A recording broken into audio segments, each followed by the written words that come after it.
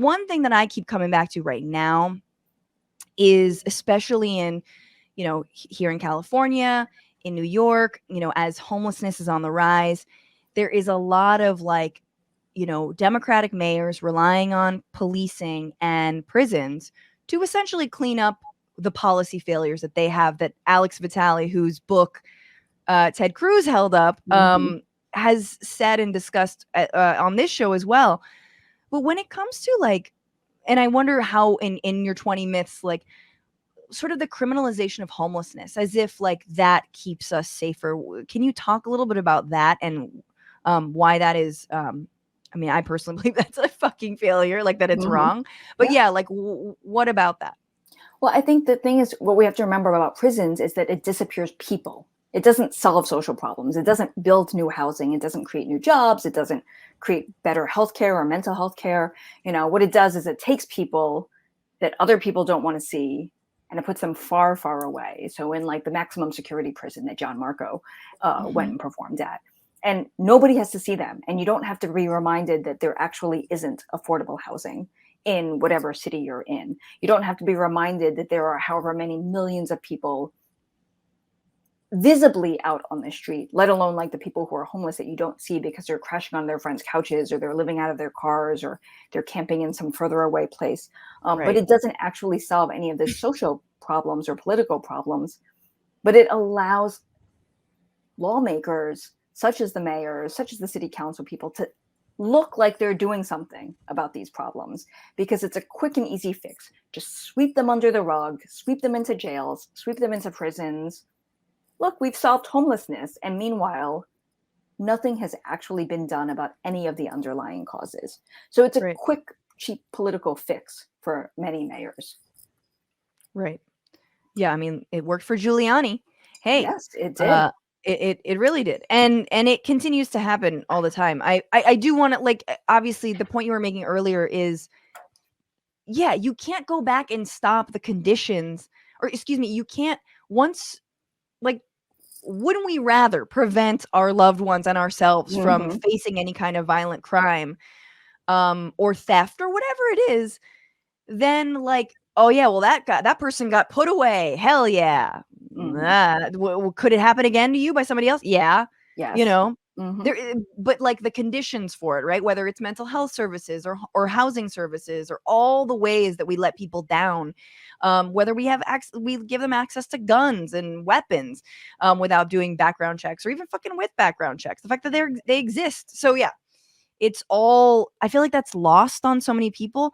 I want to ask you right now, politically, do you feel like we're making headway in terms of real policing reform and prison reform, or do you feel like we're in a backlash moment? I asked this to Councilmember Tiffany Caban, and I feel like we're in a backlash, and she was like, I don't know. I think that even we're saying defund, even though it scares people, means that there's a little bit of a discussion. I just wanted your thoughts on politically, where do you see openings right now?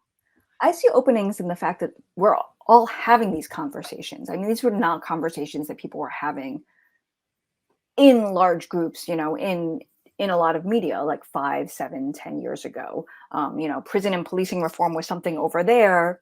Maybe people would be talking about body cameras, better training, racial sensitivity, but they weren't talking about fixing the underlying problems that cause violence, that cause harm, that cause homelessness, and questioning, why are we spending so much on failed solutions? So identifying policing and prisons as failed solutions to social and economic problems, and then saying, why are we putting so much money into these solutions that continue to fail? Why aren't we shifting that money? And that's a conversation we didn't have several years ago. And we also see people organizing more around all of these different issues that make up the policies that have been sending people to jails and to prisons for the last 50 years. I mean, this is not an overnight fight where we can just win it like that. It is definitely something where it's like, oh, how do we start taking apart the brickwork that laid the groundwork for mass incarceration? How do we dismantle it brick by brick? How do we make sure that the sentences that are given are not these draconian sentences that legislators were hammering Jackson about, earlier, like, we need to throw the book at people. We need to throw the book at people. But this has not worked out for the United States. And more people are aware of that, even if they're on a spectrum as to how they think that these solutions should be approached.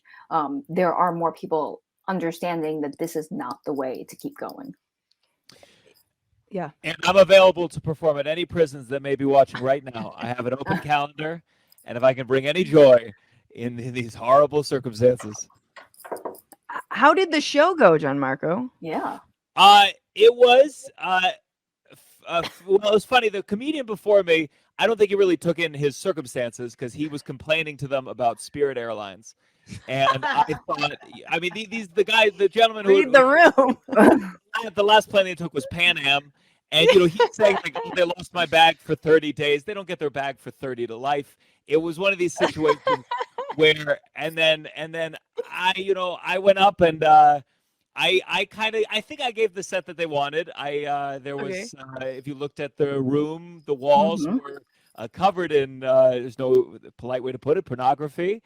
And I said, okay, I'm here to talk about that.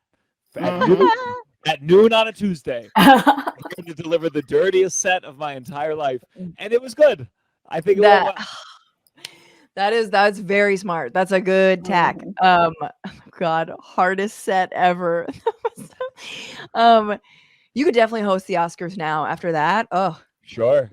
What's going on, Frantifa? If you haven't already, subscribe to this channel right now. Hit that button. And also, you can become a patron and support the show every single week. Get access to bonus episodes and exclusive merchandise. Patreon.com/Bitchuation Room. Do it.